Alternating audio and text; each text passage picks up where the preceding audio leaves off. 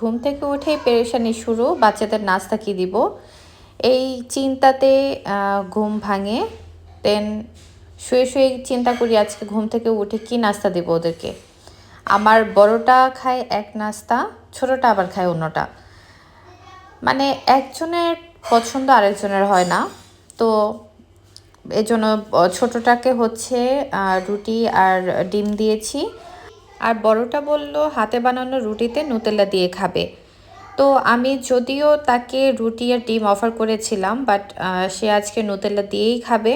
তো ভাবলাম ঠিক আছে, হয়ে যাক, সমস্যা নেই, একদিন অন্য নাস্তা হলে সমস্যা নেই। বাট আমি ট্রাই করি প্রতিদিন সকালে নাস্তাতে ওদের জন্য ডিমটা রাখার। বাট বাচ্চা মানুষ তো প্রতিদিন তো টেস্ট একরকম থাকে না, তো ভাবলাম ঠিক আছে, খাও। তো আমি শুকনা রুটিতে নুতেলা দিলে খুব একটা ভালো লাগে না। আমি আবার ঘি ঘি দিয়ে একটু ভেজে পরোটা মতো করে দেন ওটাতে নুতেলা মেখে ভাজ করে রোল করে দেন মেখে দিলে সে খুশি হয়ে যায়।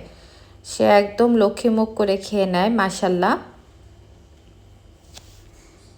এই তো ডান নাস্তা। এখন বড়টা খাচ্ছে, ছোটটাকে দিব।